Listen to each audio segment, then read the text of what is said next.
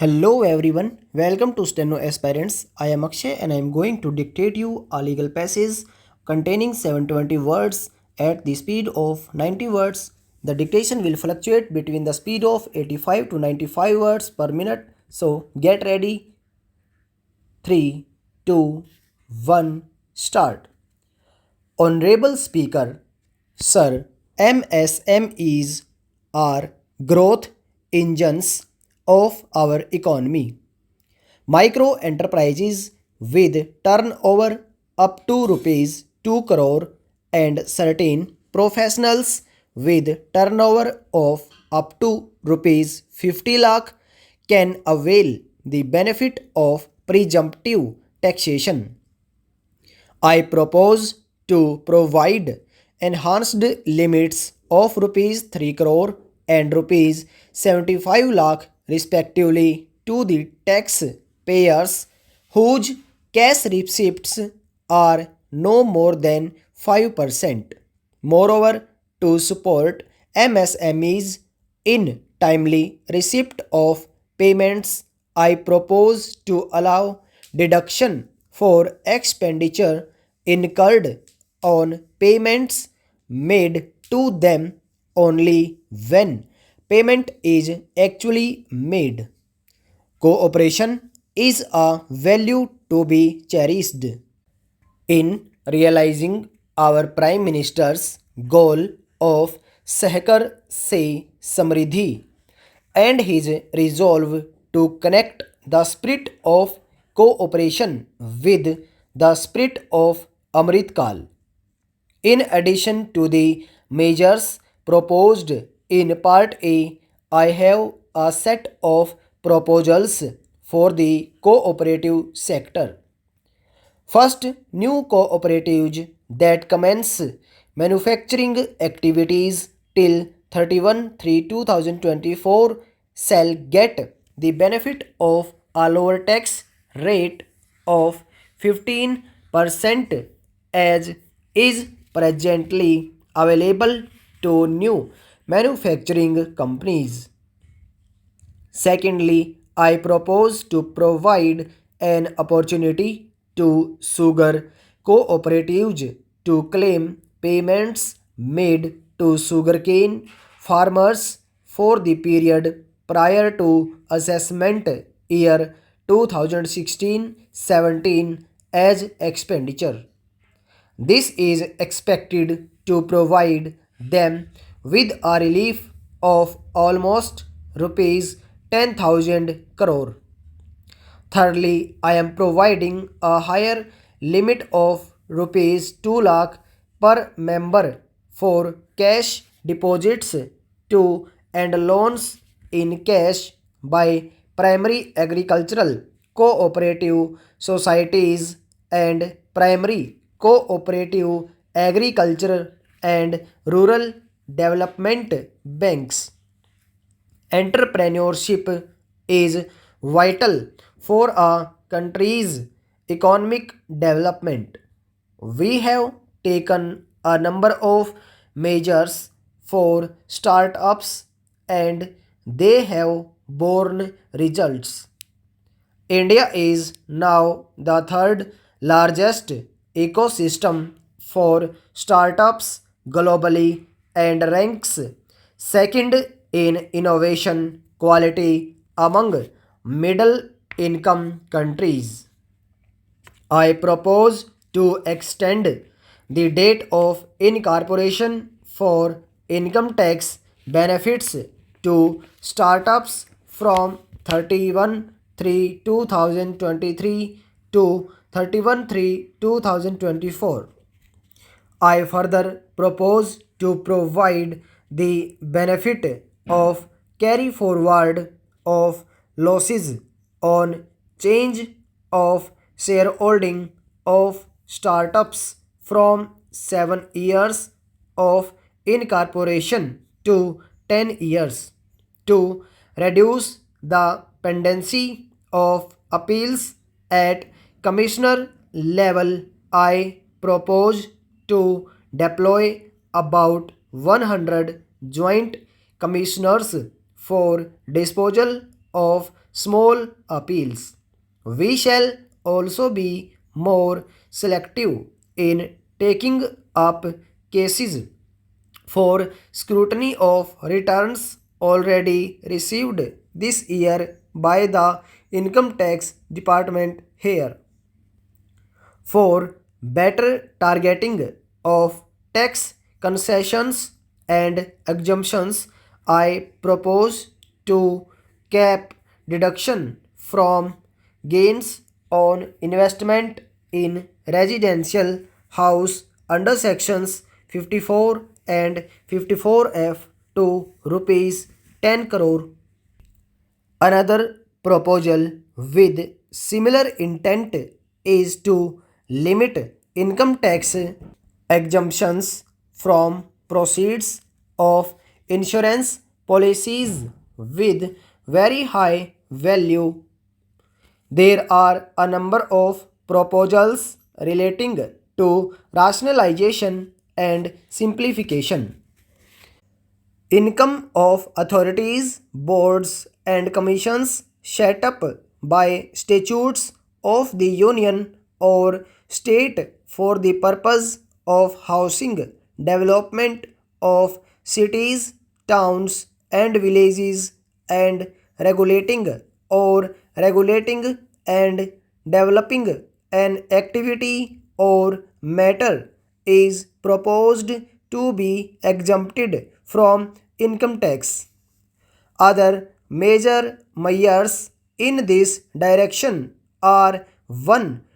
Removing the minimum threshold of rupees 10,000 for TDS and clarifying taxability relating to online gaming. 2. Not treating conversion of gold into electronic gold receipt and vice versa as capital gain. 3. Reducing the TDS rate from 30% to 20% on taxable portion of EPF withdrawal in non-PAN cases. And 4. Taxation on income from market-linked debentures. Now I come to what everyone is waiting for, personal income tax.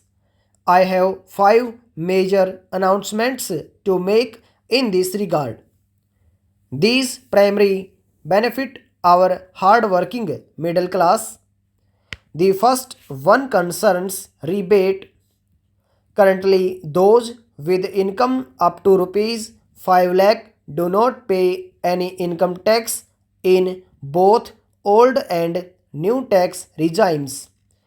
I propose to increase the rebate limit to rupees 7 lakh in the new tax regime. Thus, persons in the new tax regime will income up to rupees 7 lakh will not have to pay any tax. The second proposal relates to middle class individuals.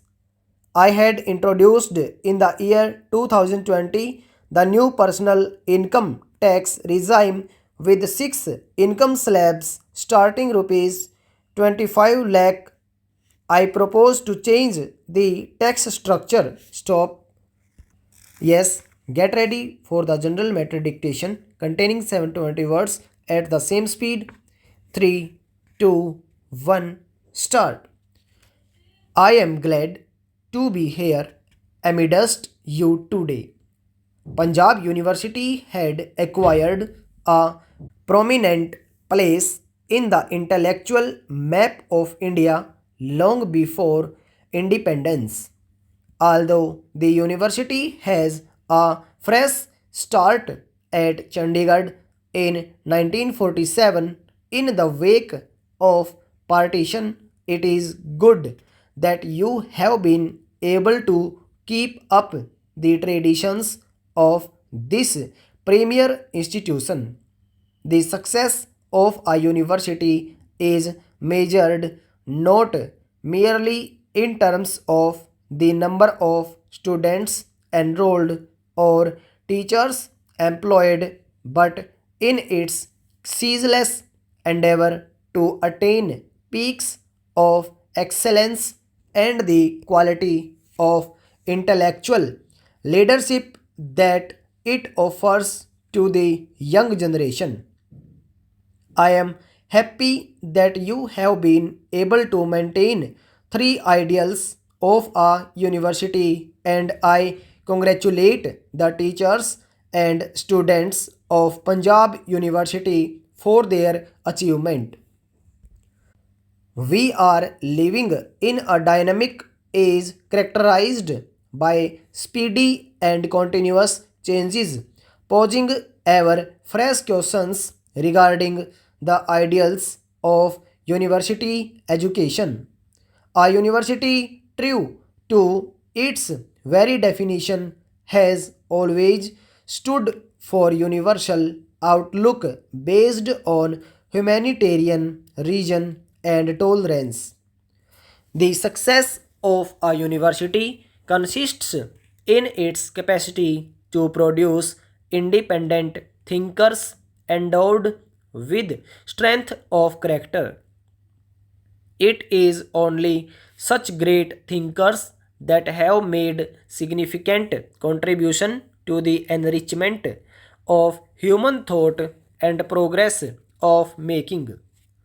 All through the history of mankind, we find that societies are always in a process of continuous renewal in which all ideas, institutions, and structures undergo transformation, leaving old garbs and taking up new forms and postures.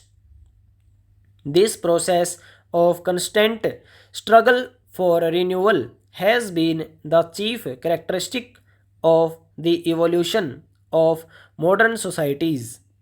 What it essential is that we should contribute our might to this process of renewal endowed with the strength of character and courage of conviction. The academic community and institutions of higher learning have a big role to play in providing intellectual leadership to society in this unique struggle in the realm of thought. Our universities should have the moral courage and intellectual honesty to assume this leadership. In the present day world, universities cannot remain isolated forever from contemporary society and its problems.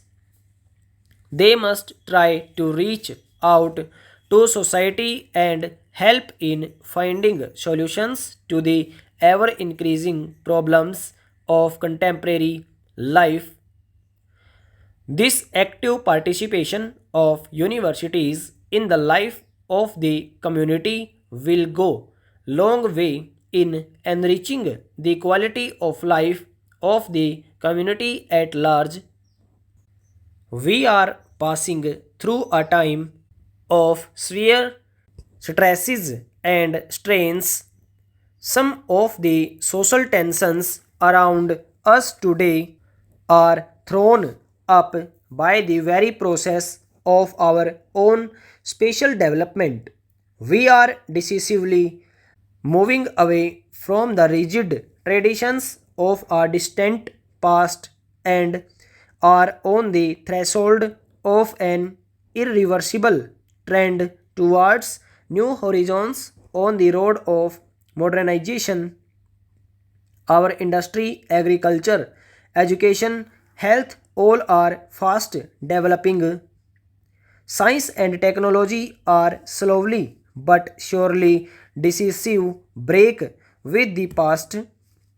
Our emotional attachments are still conditioned by reflected in the current situation with occasional outbursts of fury on matters like regionalism, linguism, religion, community, caste, and so on.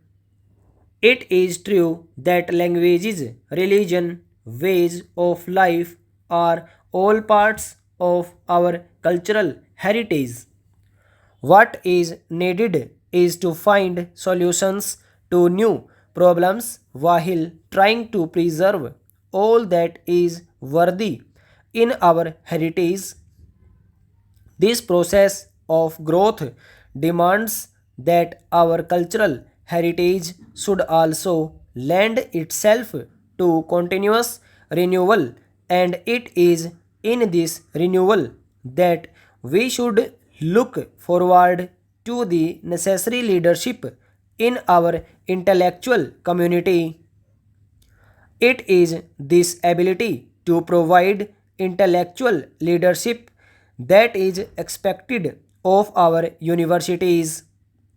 India has made rapid and significant progress in the field of university education since independence.